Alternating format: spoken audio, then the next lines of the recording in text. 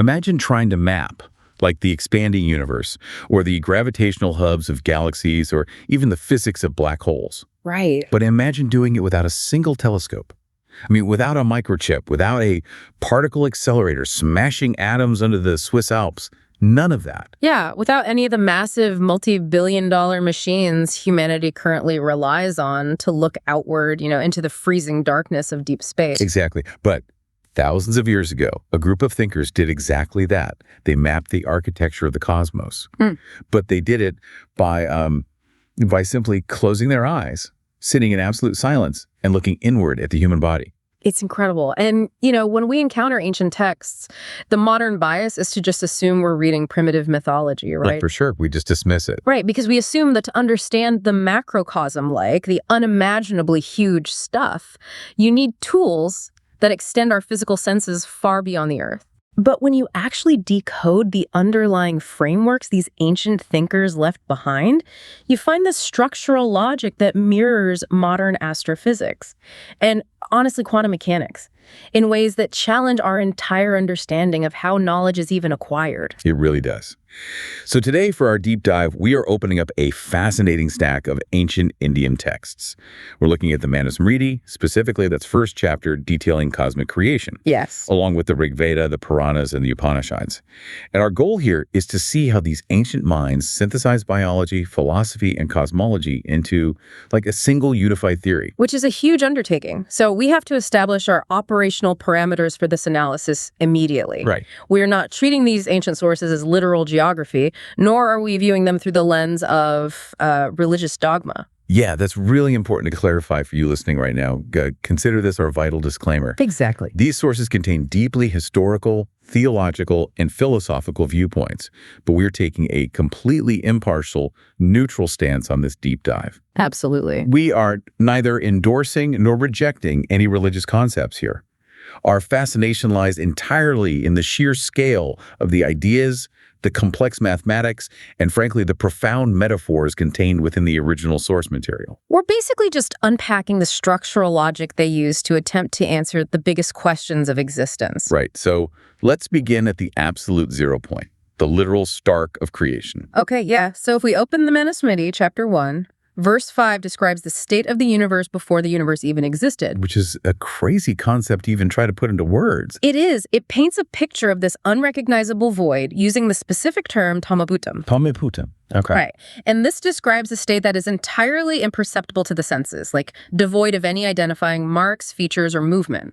It is enveloped in a profound darkness and a frozen state, almost like a deep cosmic slumber where everything is dormant. You know, that description mirrors the way theoretical physicists describe the pre-Big Bang state of the universe so closely.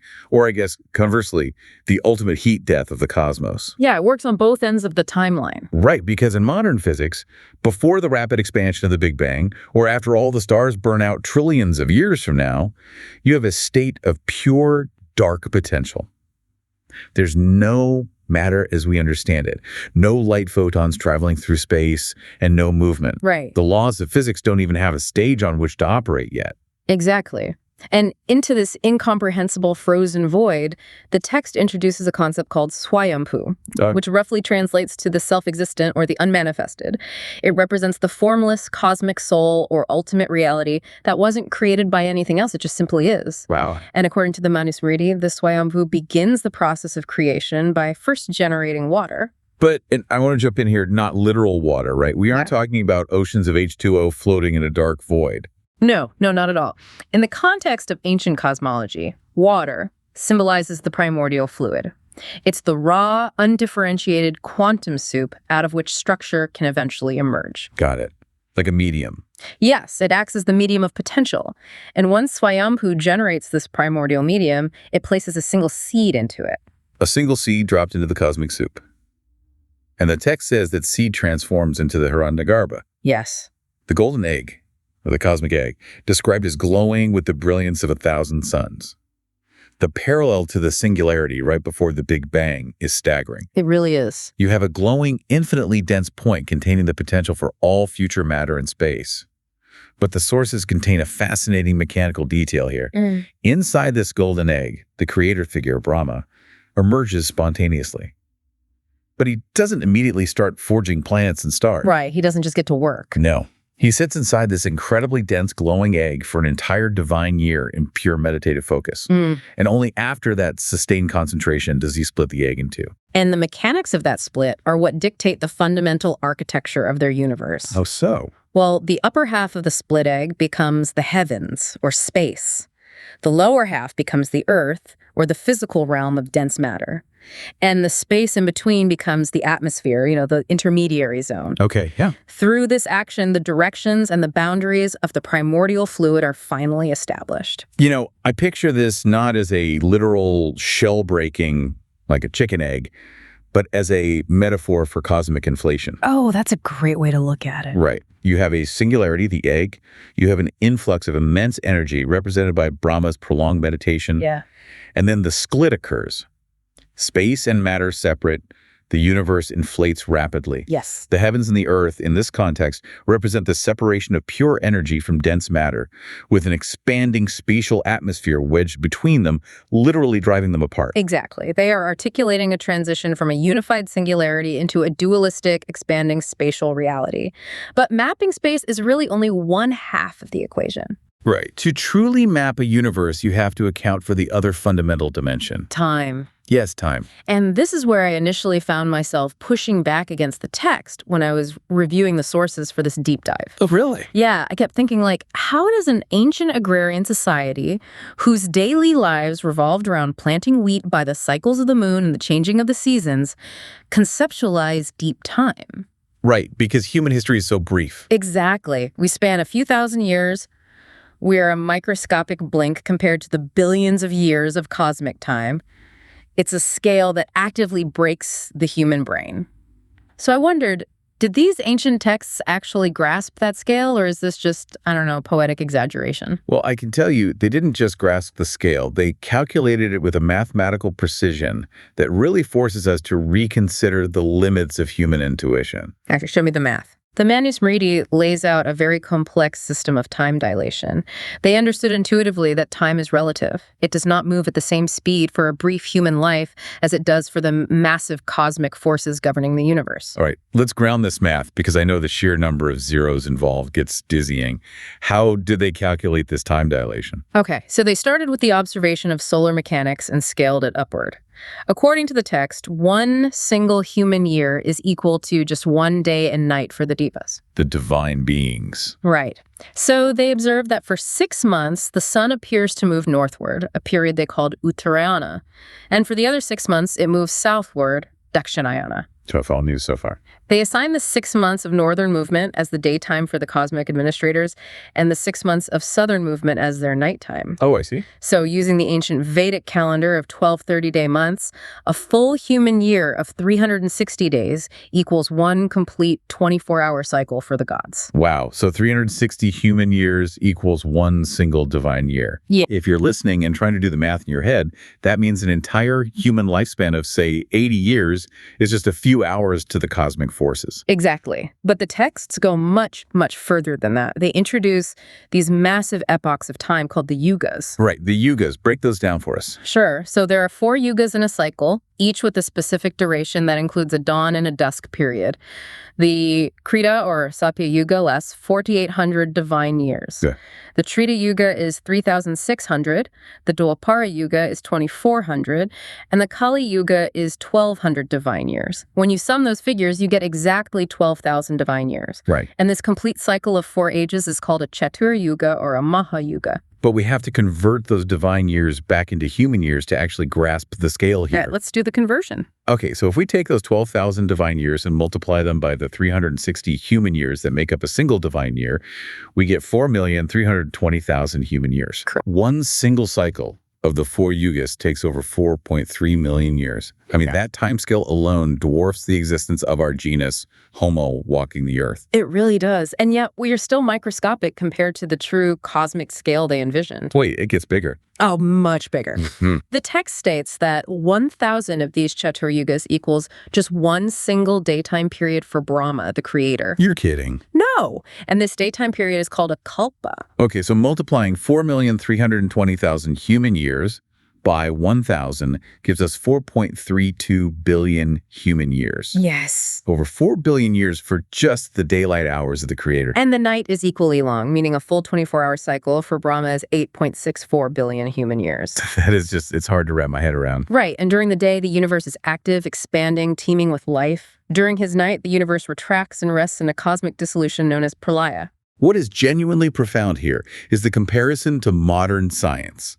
Like modern radiometric dating, where we analyze the decay of radioactive isotopes in rocks and meteorites, it estimates the age of the Earth to be approximately 4.5 billion years. Exactly. Ancient thinkers, just by observing the cycles of day and night, the seasons, the rhythm of their own breath, extrapolated those fractal patterns outward to infinity. They calculated a cycle of cosmic creation that is nearly identical to the actual geological age of our planet. It is a stunning achievement of pure logic, and it tells us something vital about their spatial mapping. Right, because if their conception of time was this vast, this multidimensional, then the physical space they were imagining must be equally layered. Yes. A culture that conceptualizes a 4.3 billion year cosmic day does not believe the universe is just a flat disk of dirt with some rain clouds above it. Exactly. The vastness of their time maps perfectly onto the vastness of their space. Which brings us to the architecture of the dimensions, or what the texts call the lokas. The locus. Right. While the Manusmriti gives us the foundational split of the egg into heaven, earth, and atmosphere, the incredibly intricate architecture of the 14 lokas, that's 7 upper worlds and 7 lower worlds, is detailed in later texts, specifically the Vishnu Purana and the Bhagavata Purana. Let's focus our analysis on the ascent through the 7 upper realms, because this is where the ancient physics and philosophy truly interlock. Let's do it. So we start at the bottom of the upper realms, on Bhuloka, the physical earth. This is the realm of dense matter, gravity, and immediate physical consequence. Right, where we are right now. Exactly. Above this is Bhuvarloka, the atmosphere, the intermediary space. And of that is the third layer, Suvarloka, which translates to heaven. But heaven in this framework operates very differently than in Western traditions, doesn't it? It does. In many mythologies, heaven is the ultimate destination, the end of the line. But in the 14 loka system, Suvarloka is only a temporary realm. Oh, interesting. Yeah, it's entirely bound by material nature and the laws of cause and effect. You can think of karma here almost as a system of cosmic thermodynamics or energy exchange. Like a battery. Exactly. You accumulate positive energy through your actions, and you expend that energy in Suvarloka. When that stored energy is depleted, you are pulled back down by the gravity of the physical realm, back to Earth. To find the enduring realms, you must ascend past the limitations of karma entirely. Okay, so if the first 3 layers are bound by cycles of creation and physical gravity, the 4th layer marks a massive transition. Yes, a huge shift. This is Maharloka, the realm of the Saptarishis, the 7 great sages. I look at them not as human beings with long beards sitting around, but as the cosmic administrators. They uphold the laws of physics and Dharma, the cosmic order. They are the structural beams of the universe. They really are, and the texts highlight a specific survival mechanism for Maharloka that emphasizes its structural importance. At the end of a kalpa, that 4.3 billion year day of Brahma we talked about, a cosmic reset occurs. A fire of dissolution sweeps through the lower universe. It incinerates the earth, the atmosphere, and the lower heaven. Just totally wipes the slate clean. Right. But Maharloka survives. The administrators endure the reset, though the texts say they feel the intense heat of the cosmic fire beneath them. Wow. But wait, if Maharloka survives the physical fire because they are administrators, what happens to the concept of the ego or physical survival if we keep ascending? Is there a realm where physical survival isn't even a factor anymore? Oh, absolutely. That brings us to the 5th layer, Janaloka. This realm is completely untouched by the cosmic fire of dissolution. It is completely safe from the cyclical destruction of the lower universe. Who lives there? It's described as the home of the 4 Kumaras, these eternal youths representing perfect purity and advanced yogis who have entirely eradicated their ego. Okay. But the physiology of Janaloka is critical here. Beings in this realm do not possess physical bodies made of dense elements. Wait, no physical bodies? Right. They exist in luminous, subtle bodies. Because they lack physical density, they do not experience entropy. There is no hunger, no disease, no aging. They're essentially beings of light, totally unburdened by physical decay. Yes. But as we move to the 6th layer, Tapoloka, even a subtle body of light becomes too dense of a concept. Yeah, we lose form entirely. Right, because tapas translates to austerity, but in a deeper physical sense, it means heat or concentrated energy. The beings here, the Marajas, have no bodies whatsoever. They are pure thought forms. They are pure, blazing consciousness. Once a soul reaches Tapoloka, the cycle of returning to Earth is permanently broken. Right. They exist in a state of continuous, pure interaction with cosmic intelligence. Their focused mental energy actively maintains the balance of the universe simply by existing in that highly charged state. That's wild. Which leads us to the apex of the material universe, the seventh layer, Satyaloka, also known as Brahmaloka. This is the absolute edge of the observable universe. It is defined by pure goodness or sattva. There is zero friction here. No anger, no ignorance, no impurity. None at all. The individual souls that reach this boundary merge their intelligence with the cosmic intelligence. They lose all form and become waves of pure knowledge. They wait here until the absolute end of the universe's lifespan, at which point they achieve Kramamukti. Gradual liberation. Right. And they are released from the material universe entirely, dissolving back into the formless source. You know, when we trace this ascent from dense physical bodies on Earth to light bodies in Janaloka, to pure thought forms in Tapaloka, and finally to formless waves of knowledge in Satyaloka, we are really forced to reevaluate the entire map. We are, because shedding physical density and ascending into pure thought doesn't sound like we are traveling upward in a spaceship through the vacuum of outer space. No, it doesn't. It sounds exactly like an inward journey. It reads like a map of the evolution of human consciousness. Are these texts actually describing literal planets orbiting in space? Or is this an intricate metaphor for something happening inside the human mind? To answer that, we actually must trace a vital historical shift in ancient Indian thought. Okay, let's look at the history. The intricate 14-loka system, complete with creator gods residing in ultimate realms like Brahmaloka or Vaikuntha for Vishnu and Kailash for Shiva, that did not always exist in the ancient texts. Wait, really? It wasn't always there? No. If you examine the Rig Veda, which is the oldest of the sources we are analyzing, you will not find the 14 lokas. You will not find Brahma, Vishnu, or Shiva categorized as the supreme creators and destroyers of the cosmos. Okay, wait. If the 14 dimensions weren't there, how did the earliest Vedic thinkers map the universe? Their cosmological model was much simpler. It operated on a system called the Triloka. They viewed the universe as comprising just three primary worlds: Earth, which is Bhumi, the intermediary atmosphere, Antariksha, and the luminous space or heaven, Dios. Okay, three worlds. Right. And each of these three worlds contained three sublayers: three Earths, three atmospheres, three heavens, resulting in a 9-layer grid of reality.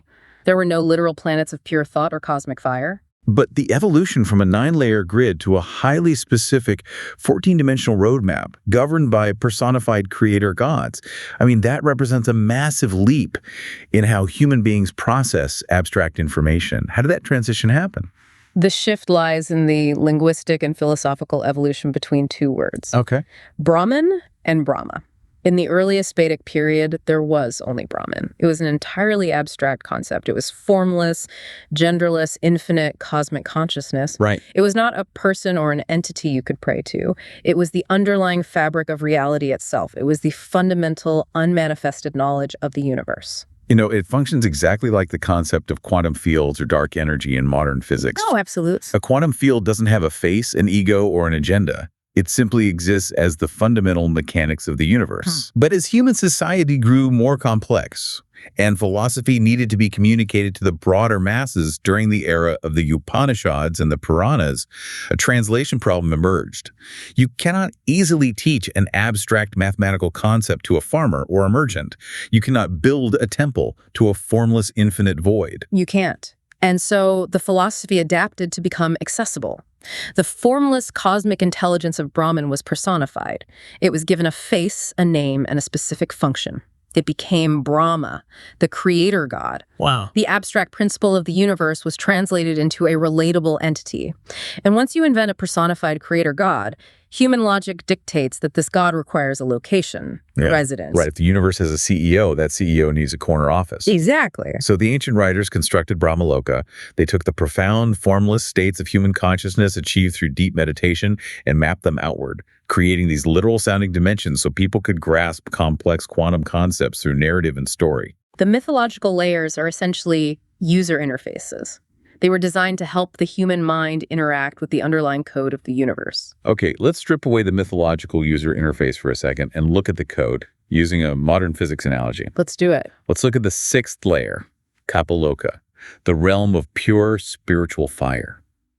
In physics, that maps to a state of pure energy, just highly charged photons moving through space. But then you ascend to the seventh layer, Brahmaloka.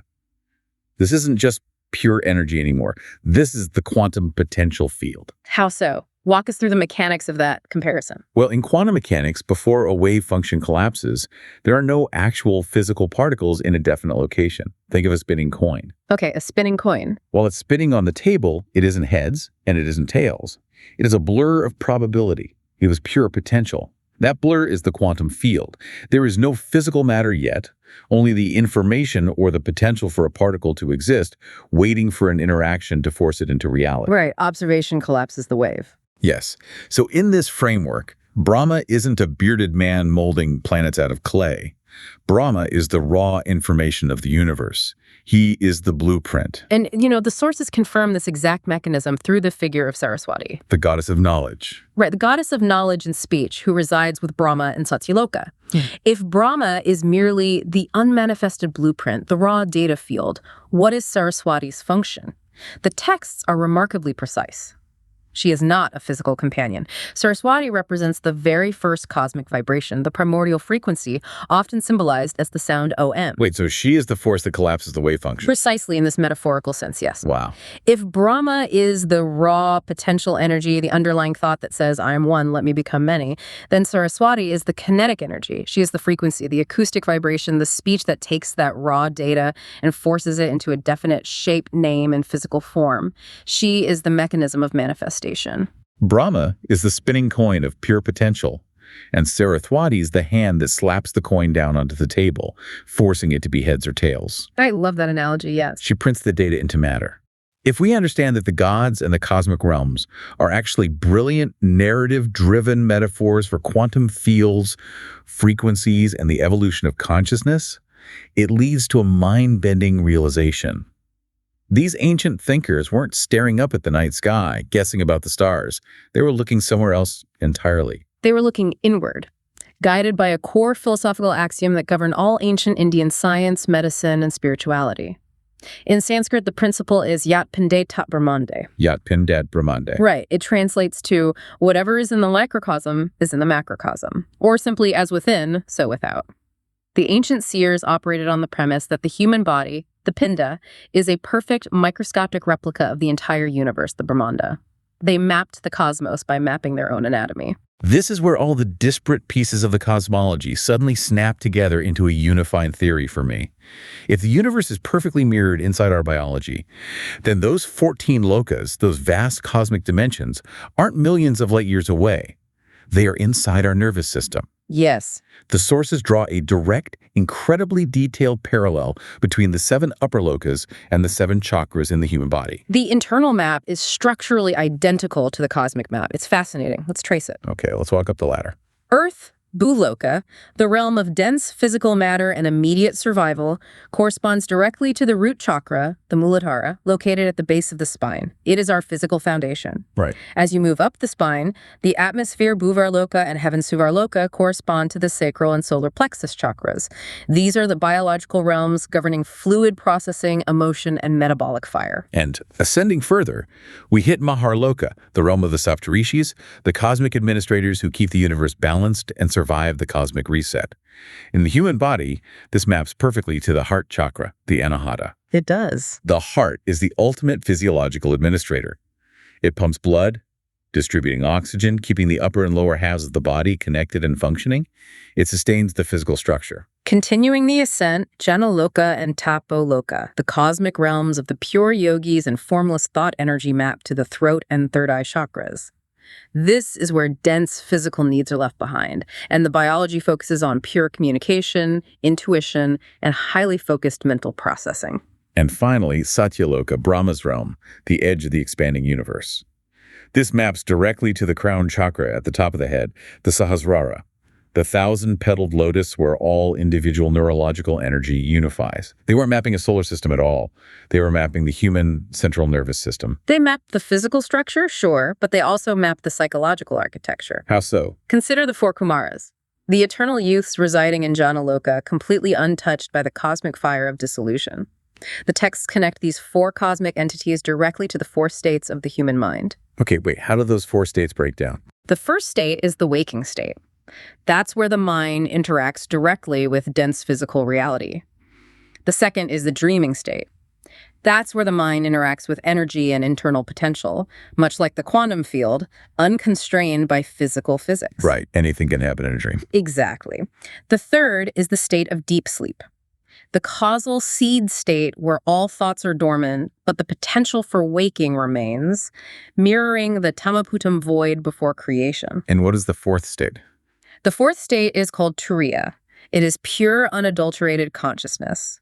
It is the state of the witness, the part of your mind that silently observes the waking, dreaming, and sleeping states without being fundamentally altered or damaged by them. Wow. The four Kumaras, untouched by cosmic fire, are essentially poetic representations of your own mind's resilient capacity to simply observe and just be. That sets up a massive philosophical premise that we need to unpack carefully. Okay, let's do it. If my body is a microscopic replica of the universe, and my individual soul is the witness sitting inside my head looking out at the physical world through my eyes, then following the rule of as within, so without, the cosmic soul, the ultimate intelligence of the universe, must be doing the exact same thing.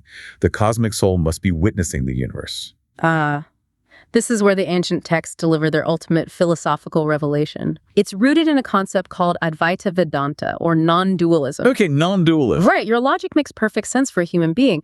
The human soul looks out because there is an outside world to look at. There is a duality. There's you, the subject, and there's everything else, the object. Exactly. I'm sitting in the chair, observing the room. There is a separation between me and the things I see. But for the cosmic soul, for the ultimate reality, there is no outside. Wait, what? It encompasses the totality of existence. The universe is not an object floating in front of it to be observed.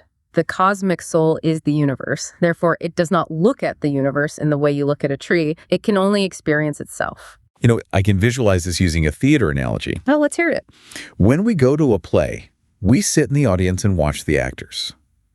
We are witnessing the event from a point of separation. Right. But the cosmic soul isn't a spectator sitting in the front row. The cosmic soul is the actors on stage, the script being spoken, the wooden floorboards of the stage, the lighting rig, and the physical bricks of the theater building itself. Yes. A theater doesn't watch its own play. It simply is the totality of the performance. That analogy perfectly captures the essence of non-dualism. The ultimate reality is the totality of the performance. And this non-dual realization fundamentally changes how we must view the ancient gods. How so? If the entire universe is perfectly mirrored inside our biology and the cosmic soul is the theater we are constructed from, then the ultimate forces of the universe, creation, sustenance, and destruction, Brahma, Vishnu, and Shiva, are not just metaphors for distant space. They must be operating literally, biologically, inside our bodies at this very second. Mind-blowing. Let's dissect the human body using this ancient cosmic framework. If we look for the gods hiding in our biology, where do we find them? Let's start with Brahma. Okay, the force of creation. Based on the chakra map, Brahma resides at the top, the brain and the nervous system. The brain is constantly generating new thoughts, creating new neural pathways, and sending the electrical blueprints that dictate the reality of the entire body. It is the raw material generator, the information field for our physical life. Exactly. The brain functions as the biological Brahma. Now, consider Vishnu, the force of sustenance, the protector whose cosmic role is maintaining perfect balance. Where is Vishnu located in human anatomy? Well, Vishnu has to be the heart and the circulatory system. Right. Vishnu's defining characteristic is homeostasis. Right. The heart pumps blood, distributing oxygen and vital nutrients equally to every single cell, maintaining the delicate chemical balance and temperature of the entire organism. It literally sustains the life that the brain creates. Which leaves the final force, Shiva, the force of destruction, dissolution, and resetting. In modern Western thought, destruction is often viewed as malicious or evil. But in this biological framework, where does Shiva reside, and why is that destruction vital? Shiva is the excretory system, the liver, the kidneys, the colon. Destruction in biology isn't evil at all. It is the fundamental requirement for survival. Yes, it is. The body must constantly remove toxins, destroy dead or malfunctioning cells, and clear out the old matter so new cells can thrive. Shiva is also the lungs during an exhalation, forcibly pushing out toxic carbon dioxide. And tying it back to the psychological states of mind we just discussed, Shiva is the neurological mechanism that plunges us into deep sleep every night, where the conscious mind temporarily dies and resets its chemical balance. And the yogic texts guide us to a very specific, incredibly profound anatomical location for Shiva's ultimate biological power. They bring us back down to the Muladhara, The root chakra. the root chakra at the base of the spine. Which makes logical sense, as it is the exit point for physical decay. It is the end of the line for physical matter in the digestive process, where the breakdown of complex structures is completely finished. It is the point of ultimate biological entropy. But the texts reveal a staggering paradox about the Muladhara. What's paradox? They state that coiled at this exact spot of decay is the Kundalini, a massive, dormant, potential energy often depicted as a sleeping serpent. To understand this, we have to look at the physics of entropy and singularities. Okay. The Muladhara is where complex matter is crushed, broken down to its base elements, and expelled. It functions as the biological equivalent of a black hole. A biological black hole. Right.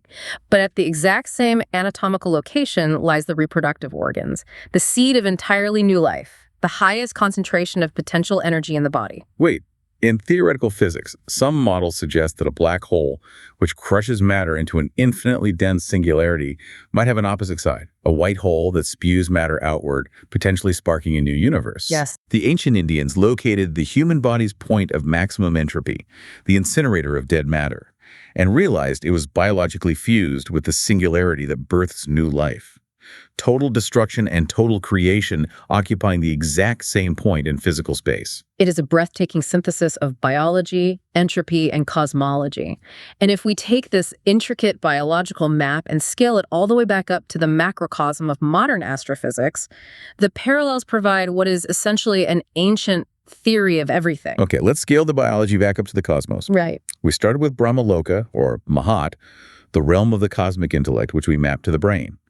In astrophysics, what is the boundary that dictates the shape of reality? The event horizon. Exactly, the event horizon of the observable universe, the outer edge of the expanding cosmos, the boundary where all cosmic information is contained, dictating the physical structure of everything inside it.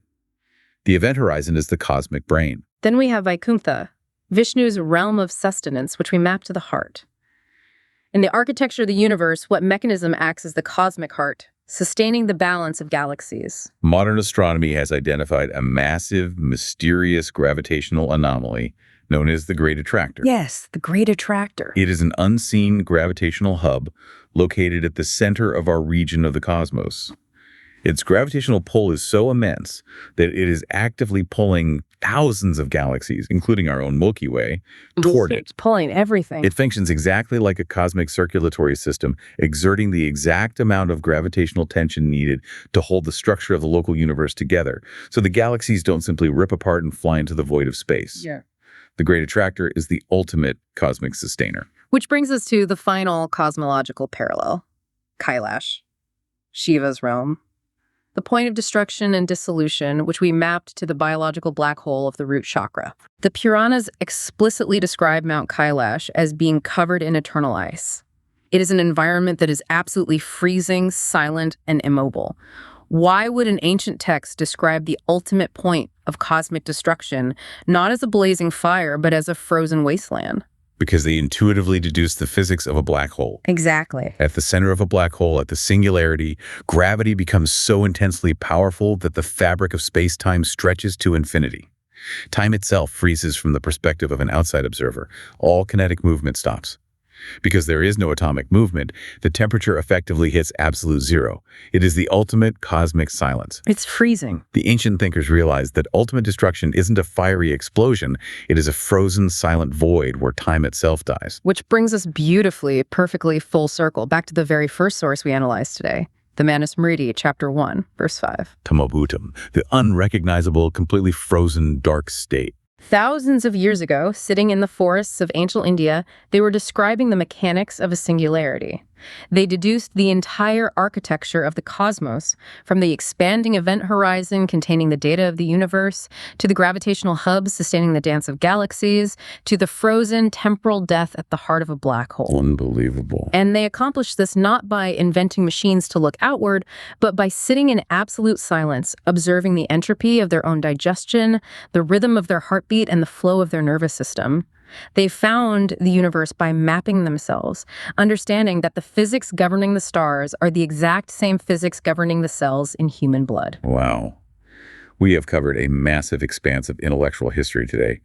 We started by unpacking the staggering mathematics of cosmic time, confronting the reality that a single day for the Creator lasts 4.3 billion human years. We scaled the 14 dimensions of reality, discovering that they were not a map of physical planets, but an evolutionary map of human consciousness shedding physical density.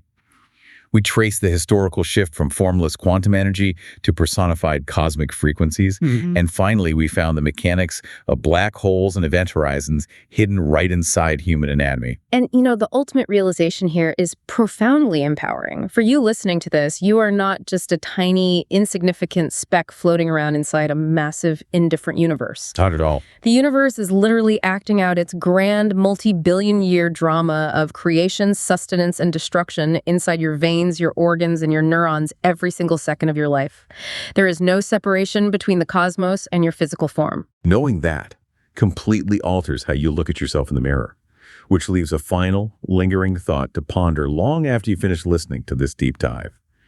If ancient humans could accurately deduce the existence of cosmic event horizons, the collapse of quantum potential fields, and the frozen physics of black holes simply by closing their eyes and studying the map of their own bodies, what uncharted, entirely new universes are sitting inside your biology right now, just waiting for you to get quiet enough to notice them?